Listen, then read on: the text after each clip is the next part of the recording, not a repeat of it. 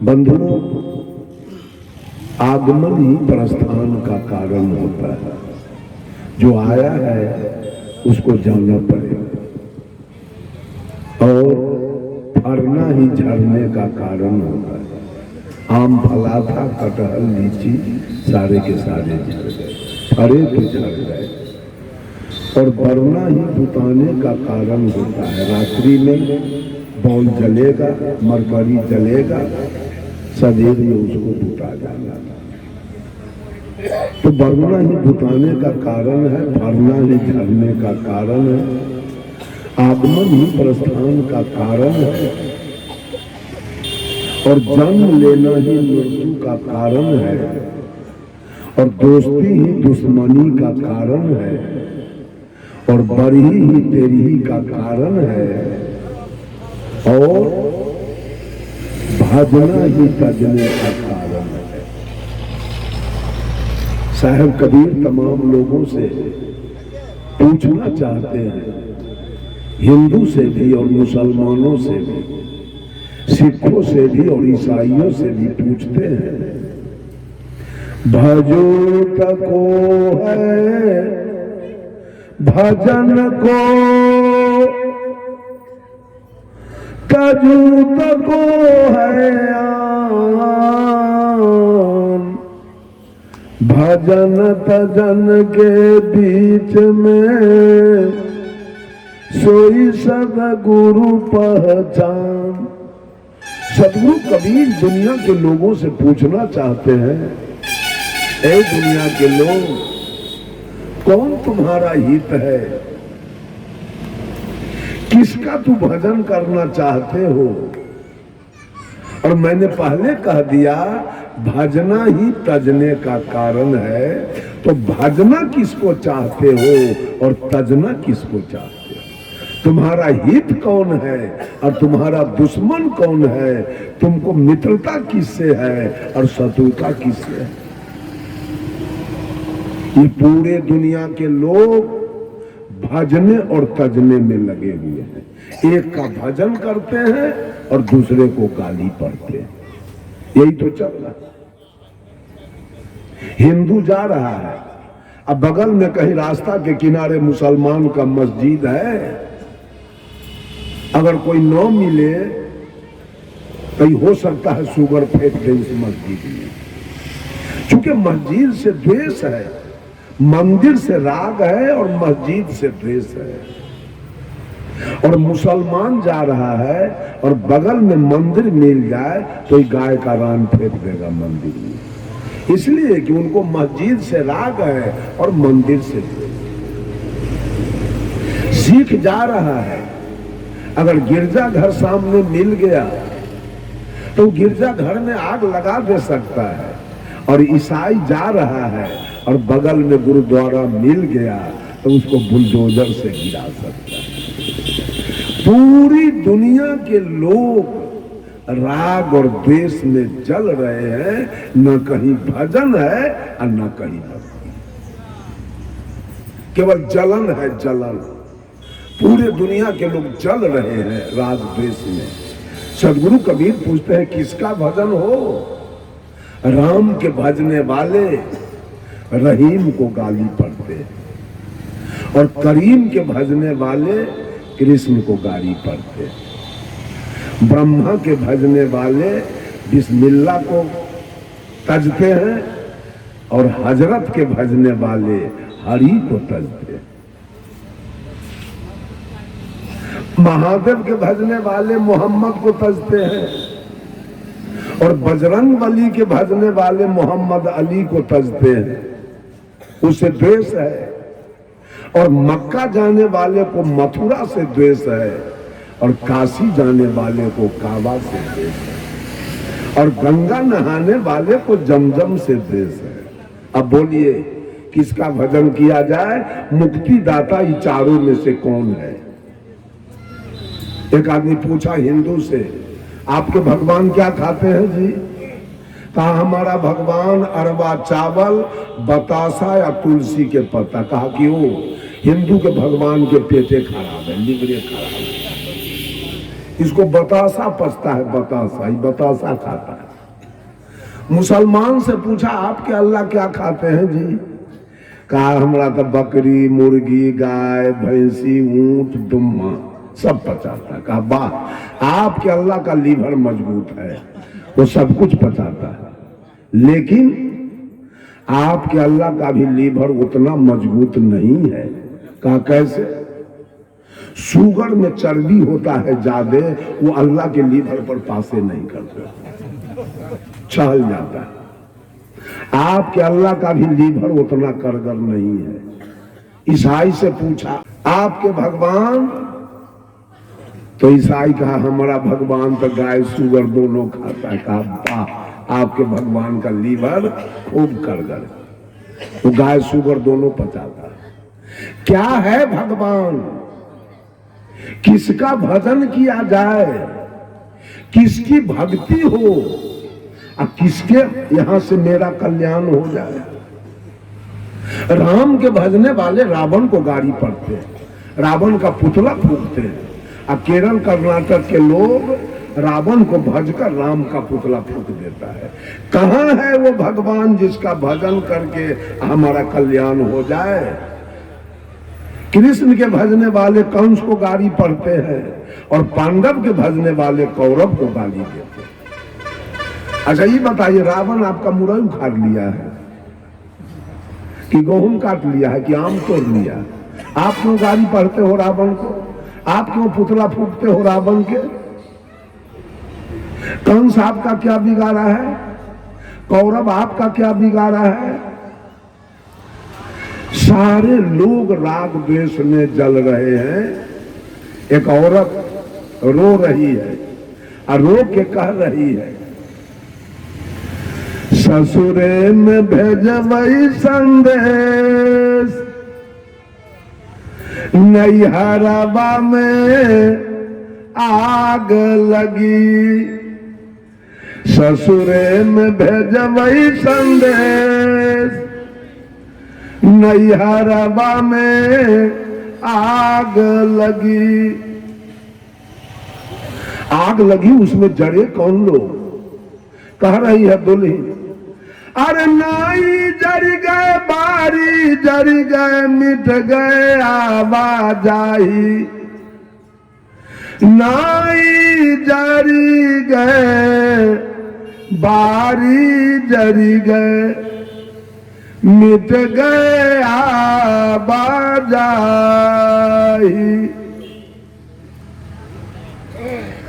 पार परोस न उन्हू जर गए, के मोरा बतिया चलाई।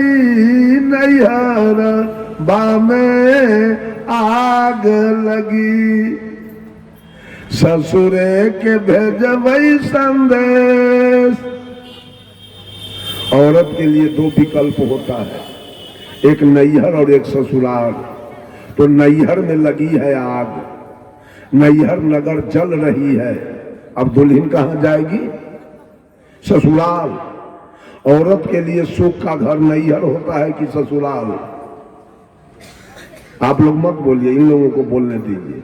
औरत के लिए सुख का घर नैहर है कि ससुराल? ससुराल। आप लोगों को कहे थे बोलने के लिए।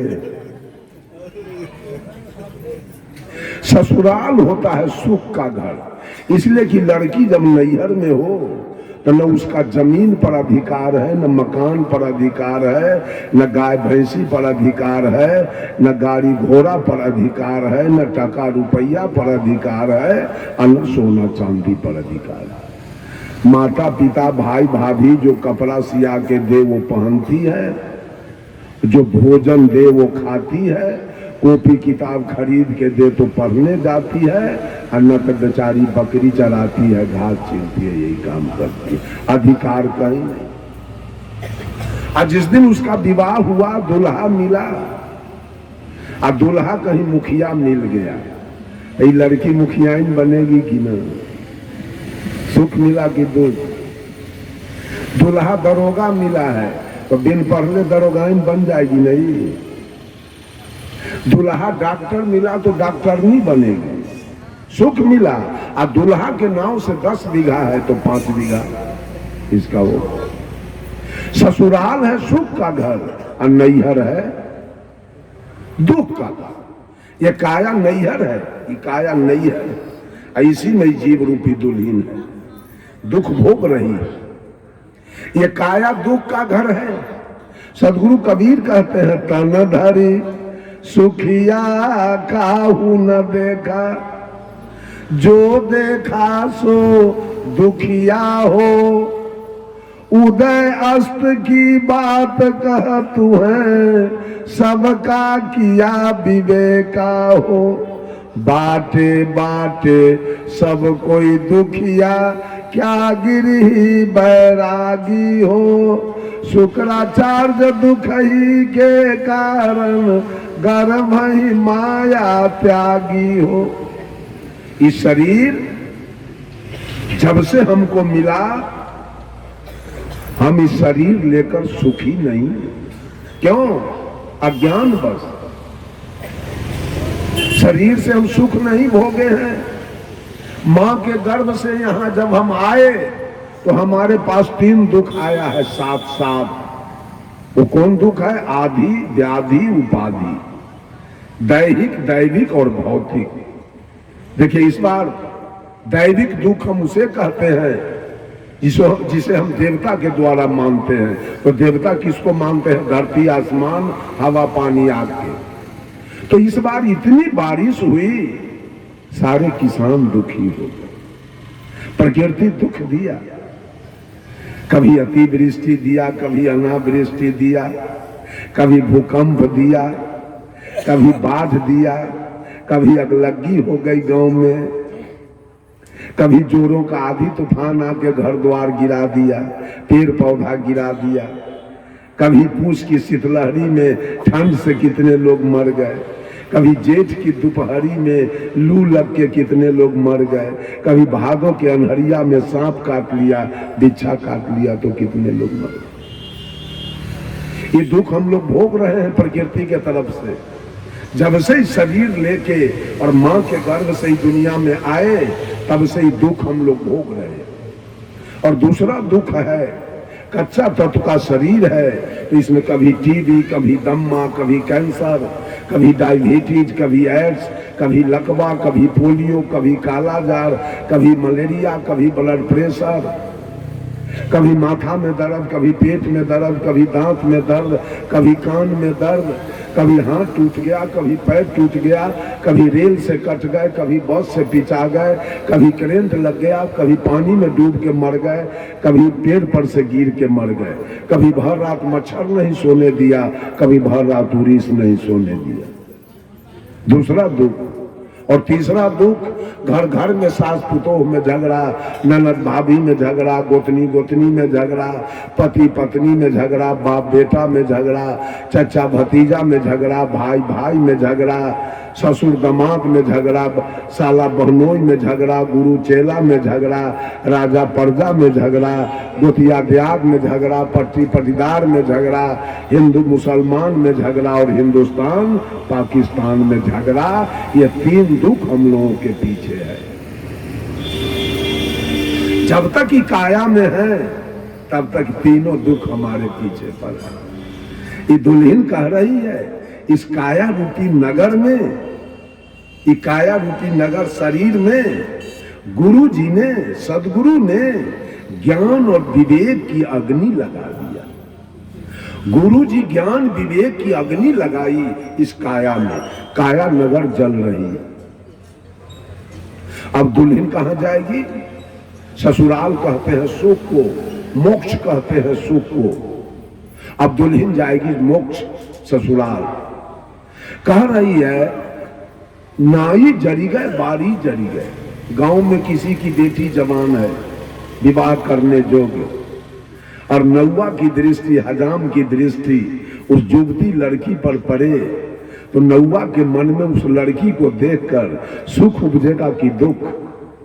सुख होगा। अब ये युवती हो गई, विवाह करने योग्य हो गई है, इसका विवाह होगा तो उसमें हमको आमदनी होगा। लेकिन जवान लड़की पर अगर बाप का नजर पड़े तो उसको तो दुख होगा। सोचेगा अब हमारा जमीन बिना बिकले कोई कुशल नहीं, अब सुध भरना लग जाएगा। अब गाय बिकेगी, भैंस बिकेगी, घोड़ा बिक जाएगा, कर्जा लेना हो। लड़की एक है, उस लड़की पर नौवा का नजर है तो नौवा के मन में सुख है और लड़की के पिता के मन में दुख है। नौवा के मन में राग है और लड़की के पिता के मन में द्वेष है। ये दुल्हन कह रही है कि गुरु ने जब ज्ञान विवेक की आग लगाई तो नाऊ जरी गए और बारी जरी गए। वारिसान जरा गार्जियन और नौवा जरा उसी आग। अर्थात कहने का मतलब कि गुरु के द्वारा जब ज्ञान और विवेक मनुष्य को मिलता है तो इनके अंदर से राग और द्वेष दोनों जल के राग। और राग द्वेष ही आने जाने का कारण है। यही राग द्वेष गर्भ में खींच के आपको ले जाएगा, यही राग द्वेष गर्भ में ले जाएगा। लेकिन दुल्हन कह रही है गुरु जी ने जो ज्ञान विवेक की आग लगाई है उसमें राग द्वेष जल गया है। जिस दिन महिला सब छठी माई के पूजा किया है उस दिन हनुमान जी के दतमनो मिला है। उस दिन हनुमान जी खुश हैं। बोलिए, ऐ राम के पूजने वाले, मान लिया जाए कि आप राम के पुजारी हैं तो मरिएगा तो 2-4 नदी राम पार करेंगे आपको। अब 5वां नदी पर रावण मिल जाए तो मिर्गी उतार देगा कि छोड़ेगा आपका। उसका भजन आपने नहीं किया है, जरा हिसाब कर लीजिए। यहां जिससे आपकी दोस्ती है वो आपका मदद करेगा, जिससे आपकी दुश्मनी है वो आपका जहां तक हो वहां तक खिलाफ करेगा। तो राम का पूजा करते हैं तो राम आपका मदद करेगा, और रावण का खिलाफ करते हैं तो रावण आपका भी खिलाफ करेगा। सुन लीजिए कान खोलकर, वो आपको छोड़ेगा नहीं। ऐ राम के भजने वाले, कृष्ण आपसे खुश है। राम के भजने वाले से कृष्ण खुश है। अब महादेव के भजने वाले से ब्रह्मा खुश है, विष्णु खुश है, हनुमान खुश है। मान लिया जाए कि आप अपने दरवाजे पर हनुमान जी का मंदिर बना लिया, राम का मंदिर तो नहीं बनाया। राम आपसे क्यों खुश होंगे? आपसे खुश हनुमान होंगे कि मेरा घर ही अपने दरवाजे पर बनाया है। राम आपसे खुश नहीं रहेंगे। एक बाप है उसके पास 5 बेटा है। अब बाप 3 बेटा को प्रॉपर्टी पूरा लिख दे और 2 बेटा के न दे। वो बेटा रात में सूतल में गोली मारेगा बाप को कि छोड़ देगा? मारेगा कि छोड़ देगा? मार देगा ना। तो आप किसका भजन करना चाहते हैं? माना कि आप अपने दरवाजे पर महादेव जी के मंदिर बना लिया, खूब शिव चर्चा करते हैं, जागा जागा महादेव। एको दिन नहीं कहे जागा जागा विष्णुदेव और जागा जागा ब्रह्मदेव। ब्रह्मा जी को एको दिन नहीं जगाए कि जागा जागा ब्रह्मदेव, अब विष्णु के एको दिन नहीं जगाए कि जागा जागा विष्णुदेव, और सब दिन जगाए जागा जागा महादेव। आपको पता होना चाहिए कि ब्रह्मदेव और विष्णुदेव और महादेव 3 भाई है। एक के भाई से कुटमैती है आप लोगों का, एक के भाई से दोस्ती है। तो 2 भाई तो आपका गर्दनिया देगा, 2 भाई आपको छोड़ देगा क्या? के भजन कर रहा है? भजन अगर कर रहा है तो वो कबीरपंथी। कबीरपंथी को किसी से राग द्वेष नहीं है। कबीरपंथी अपना भजन कर रहा है, किसी दूसरे का नहीं। हम दूसरे का कुछ लिए नहीं कि दूसरे का भजन हम करेंगे। सदगुरु कबीर तो इतने ईमानदारी के साथ कहते हैं, अरे बंदे करी ले आप निवेरा। कबीर तो कहते हैं मेरा निवेरा कोई आदमी मत करना, मेरे पीछे मत फंस जाना, तू अपना निवेरा करो, तू अपना निवेरा करो।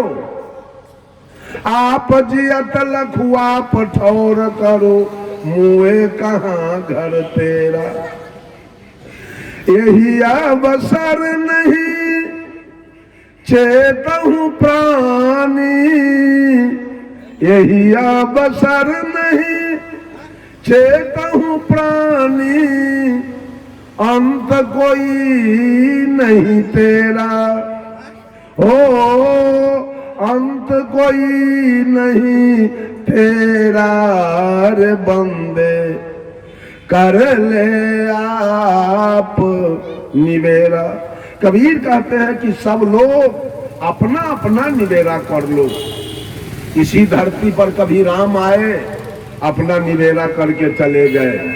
इसी धरती पर कभी कृष्ण आए, अपना निवेरा करके चले गए।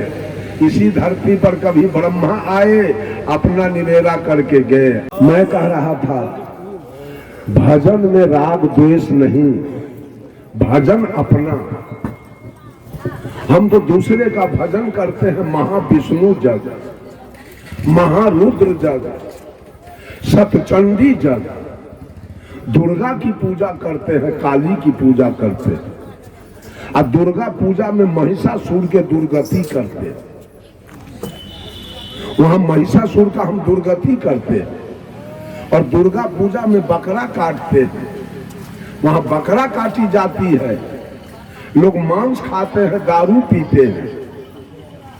किसका कल्याण करने में लगे हुए हैं? दुर्गा जी के कल्याण करने में लोग लगा हुआ है, काली जी के कल्याण करने में लगा हुआ है, राम जी के कल्याण कर रहा है, कृष्ण के कल्याण कर रहा है, हनुमान जी के कल्याण कर रहे हैं। आपने तो दारू पी रहे हैं, अपने तो बीड़ी पी रहे हैं, अपने तो सिगरेट पी रहे हैं, अपने तो शिखर पराग खा रहे हैं, अपने तो गांजा पी रहे हैं, अपने तो जर्दा की माम खा रहे हैं, अपने तो चाय पी रहे हैं, और दूसरे का कल्याण करने में लगे। ये दुनिया की लोगों की रीति है।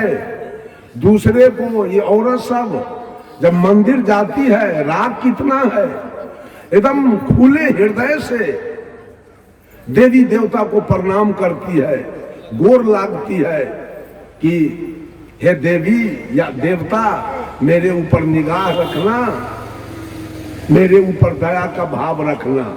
अब वही औरत मंदिर से घूम के जब घर आती है तो सास को 500 गाड़ी देती है। वही औरत मंदिर में हनुमान जी को गोर लागती है, राम जी को, और घर पर आती है तो दूल्हा को गाड़ी देती है, देवर को गाड़ी देती है। यहाँ आपका कहाँ गया वो हृदय? यहाँ कहाँ चला गया घर आने के बाद? जबकि घर ही वाला देवता सब कुछ आपको पूरा करता है, वो मंदिर वाला देवता आपको कुछ पूरा नहीं करता।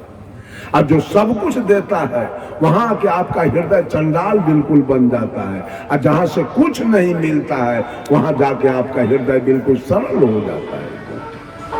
रोते हैं वहां जाकर, प्रणाम करके आंख से आंसू बहाते हैं वहां। और जहां से सब सुख मिला, जिस बुढ़िया और जिस बुढ़वा के पैदा किया हुआ बेटा आपका दुल्हा बना, जिसके चलते आपके मांग में सिंदूर है, हाथ में चूड़ी है, वो बुढ़िया गाड़ी सुने, अब मंदिर में जाके देवता को औरत सब वहां प्रणाम करती है, जाके गोर लागती है, और देवी देवता के सामने जाके रोती।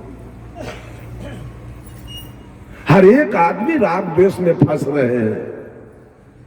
हम लोग कहीं राग द्वेष में फंसने वाले नहीं है, न फंसे हैं। हम लोग अपना भक्ति करने में लगे, कुछ नहीं खाते हैं। चावल रोटी या भोजन के सिवा कोई दुर्व्यसन हम लोग नहीं खाते हैं। किसी का 5 नया पैसा धोखा देके आज तक ठगने का काम नहीं किए हैं।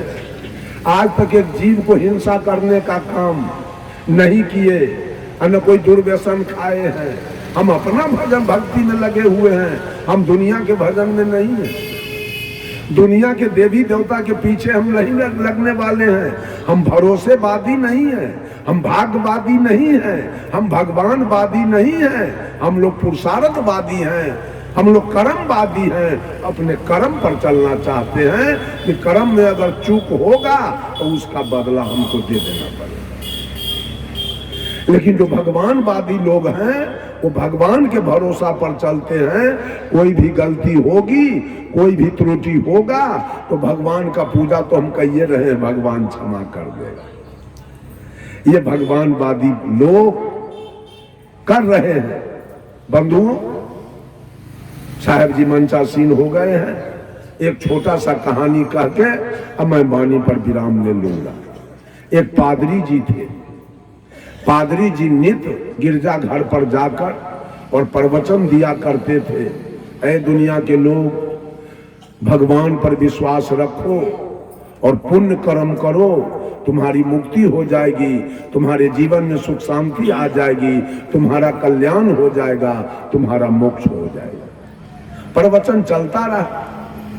एक आध महीना प्रवचन सुनने के बाद एक कबीरपंथी पारखी संत गए और पादरी से पूछे, पादरी जी, 1 महीना से आपका मैं प्रवचन सुन रहा हूं, आप कहते हो भगवान पर विश्वास रखो और कर्म बढ़िया करो, तुम्हारी मुक्ति हो जाएगी, तुम्हारा कल्याण हो जाएगा। यही 2 बात आज मैं आपसे पूछने आया हूं। जो भगवान पर विश्वास रखे, भगवान का पूजा दिन रात करे और कर्म बढ़िया न करे, उसकी क्या गति होगी? और जो कर्म बढ़िया करे और भगवान पर विश्वास न रखे, उसकी क्या गति होगी? पादरी तो मुंह बा दिया, कहा इसका अर्थ हम नहीं जानते। कहा कबीरपंथी साधु, तुम ही बोलते हो, आपने बोले हुए बात का जवाब नहीं जानते हो, तो तुम्हारा प्रवचन अब क्यों होगा? कल से बंद रखो। इसको तो बड़ा दुख हो गया, कल से मेरा प्रवचन ही नहीं होने देगा। कहा एक काम कीजिए बाबा, 2 दिन का छुट्टी हमको दीजिए, अब बूझ विचार के हम जवाब आपको दे देंगे। वो कबीरपंथी साधु इसको 5 दिन का छुट्टी दे दिया, जाइए 5 दिन का मैं छुट्टी दिया, बूझ विचार के आइए जवाब दीजिए। गया अपने घर, और नित्य दिन खाना खा के बिछावन पर जाता था और चिंतन करता था जवाब के लिए। जवाब कुछ आया नहीं, नींद आ गई, अब पादरी जी सो गए। 4 रात का समय यूं ही बीत गया, कोई जवाब नहीं आया। आज अंतिम रात है, 5वां रात। पादरी जी बहुत चिंतित है, आज कल वो साधु जवाब मांगेगा। 4 रात का समय बीत गया, कोई जवाब नहीं आया। आज अंतिम रात है, 5वां रात।